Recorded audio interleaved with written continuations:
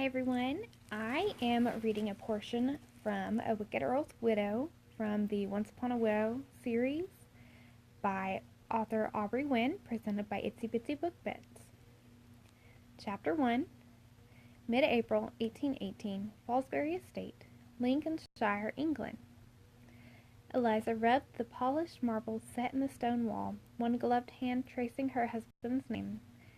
A tear rolled down her cheek as Althea clutched at her skirts, the toddler pulling and fidgeting in the quiet mausoleum. Here lies the body of Carson Roker, Earl of Sunderland, son of Alan Roker, Marquess of Fallsbury, 16 June 1815, aged 31 years. The Lord hath given him rest from all his enemies. 11 Samuel 7:1. Oh, how I miss your laughter and strength! I envy the fact your demon no longer chases you, but mine is close on your heels. The chill of the surrounding limestone seeped into her bones. How shall I keep him at bay? She sniffled and bent down to touch her daughter's plump cheeks. The tiny face turned up, two matching dimples peeking out from the corners of her mouth as she smiled. Can you see how beautiful your little girl grows each day, Carson? Your mother says she has your coloring and my eyes, your boundless energy and my common sense. A perfect combination, yes? Althea tugged impatiently at her skirts again. Mamma, go now? One chubby finger pointed toward the small garden behind the mausoleum. The stained glass at the end of the building shed a pastel rainbow over the budding flowers and short rock wall. Yes, my sweet, you may play. The girl ran toward the back exit, then stopped. Her small feet hopped on the reflecting kaleidoscope of colors, the sun's rays gleaming through the painted glass. Yow, she said, and hopped again to another color. Queen! Another hop. Boo! Very good, only two, and you know all your colors. She brushed back the glossy midnight curls that rebelled against the confinements of hat and ribbons. The lacy plum bonnet matched the girl's sparkling eyes. I pick flowers? Yes, go pick some flowers. Not too many, and only those that have bloomed. Eliza sat heavily on the bench across from Carson's epitaph. Althea squealed in delight at the yellow blossoms clinging to the locked gate. One of these days the enclosure would not be tall enough to hold her precocious daughter. The monthly visits were a comforting ritual. At first she'd come to be alone and grieve, to mourn the death of her husband, taken after a year of marriage, leaving behind a pregnant widow, to mourn the affection she'd dreamed of all her young life, only to have it snatched away so quickly, to mourn the father who would never hold his child, and the child who would never know the man her father had become. Theirs had been an arranged marriage, a duty for Carson, the Earl of Sunderland, a twin, who had tried to pass his responsibilities on to his brother, an escape for Lady Eliza, daughter of the Marquess of Lincolnshire, from a brutal father and a lonely childhood. Her father had not cared about the roguish character of his future son-in-law. His priority was increasing his wealth and improving the family connection. Carson's reputation as a rake had not been exaggerated, yet Eliza had sensed a generous but venerable heart in her husband, cleverly disguised by sarcasm and alcohol. The wedding night had been brief and perfunctory. The groom had been gentle but distant. She had seen little of her husband during the days following until she smiled, remembering the first gift he'd given her, a bouquet of flowers he'd picked at dawn as he stumbled home after 1 month of marriage. He had knocked at her door, one hand behind his back, smelling of alcohol in the clubs.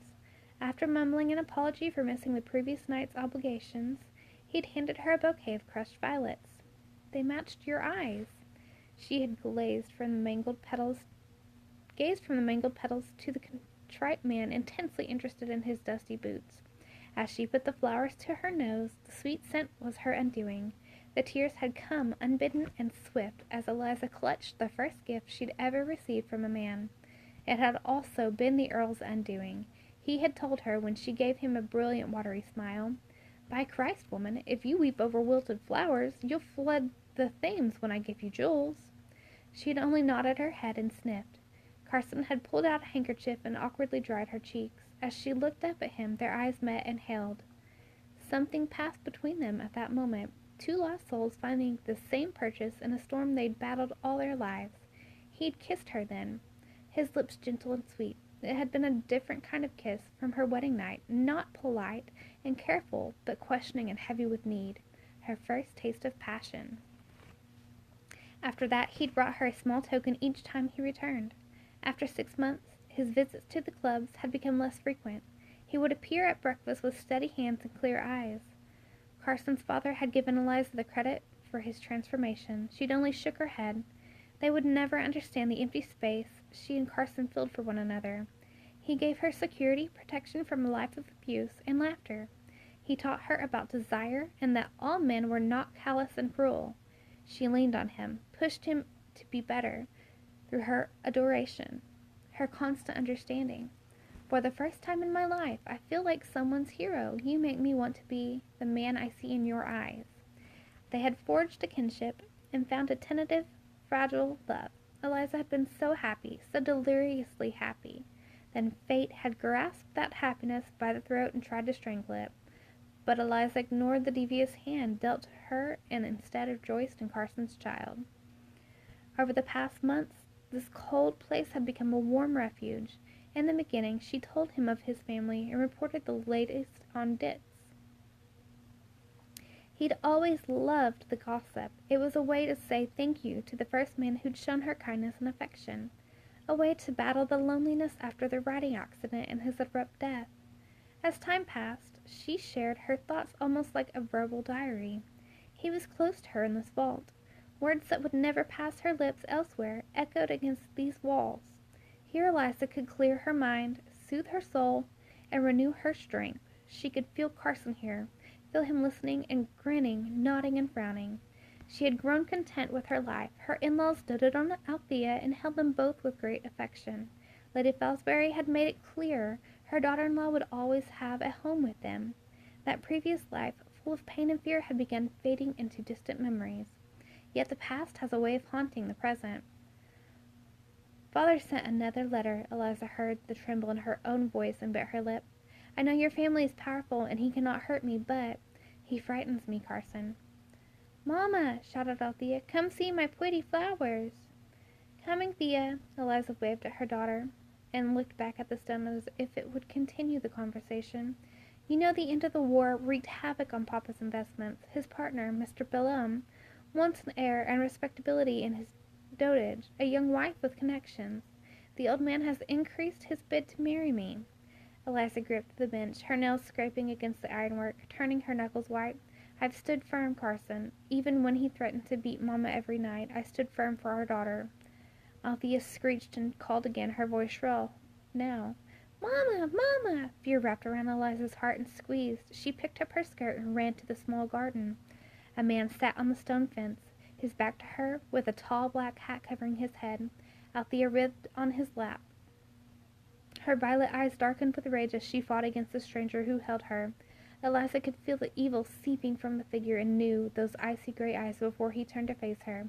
His steely cold grace spurred her into action.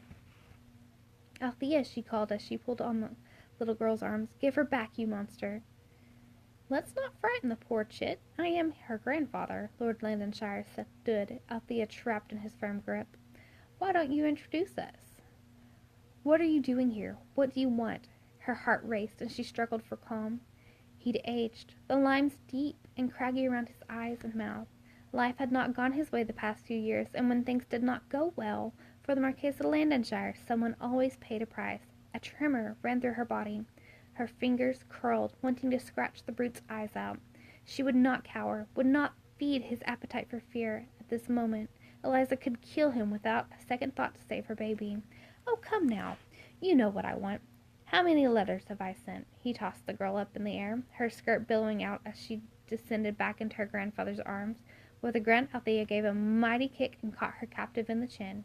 Cold terror clawed at Eliza's stomach. She watched him grip Althea around the waist with one arm and stroke her neck with the back of his free hand. Let her go, please, let her go. I believe my granddaughter is due for a visit. It's past time, and I know your mother would love to see how she's grown. Those small portraits you sent don't do the girl justice. He smiled, his yellow teeth glistening in the afternoon sunshine.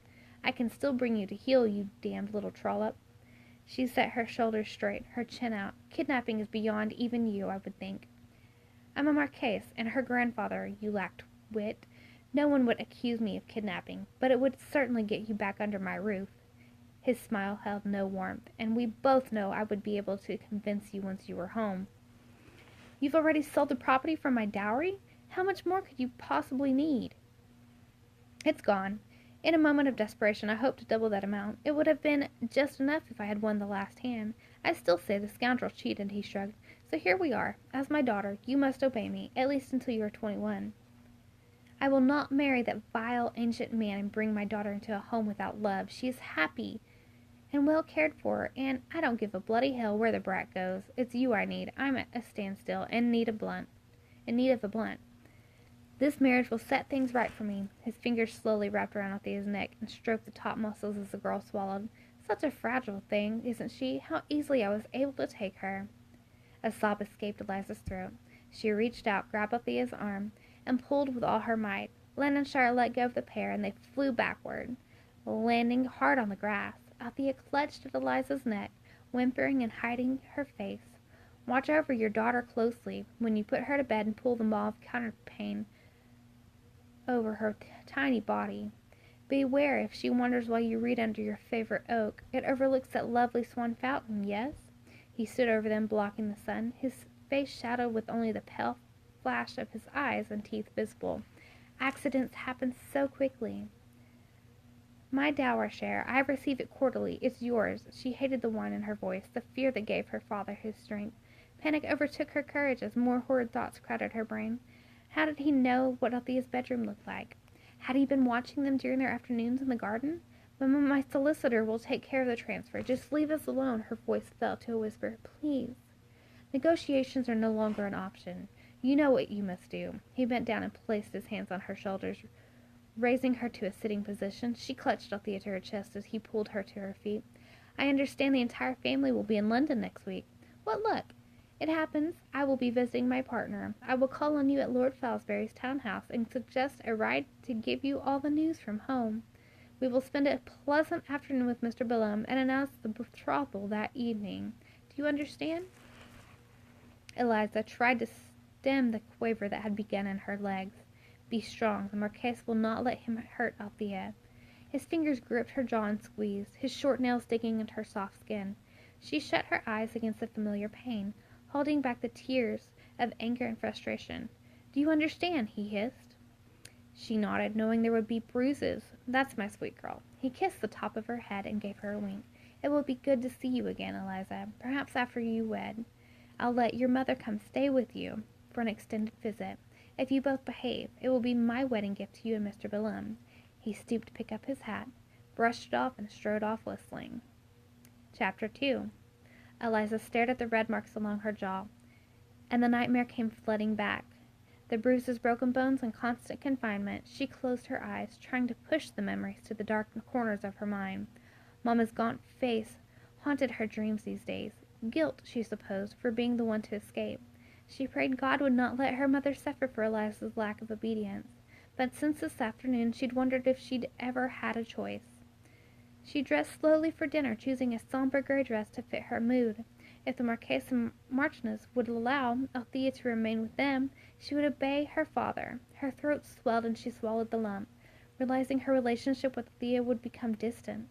Another woman would raise her precious child, but the idea of her daughter growing up under Landonshire's thumb horrified her. She gritted her teeth, hardening her resolve that Althea would have a better childhood than her mother.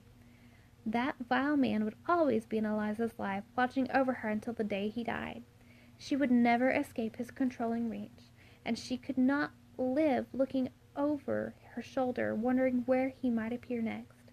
If only Carson had not fallen from that horse. What ifs did not keep her daughter safe. She straightened her shoulders, clutched the powder and brush, and attempted to cover the red marks. Lady Salisbury was sharp-eyed and meticulous, noticing every small detail that concerned her house and family.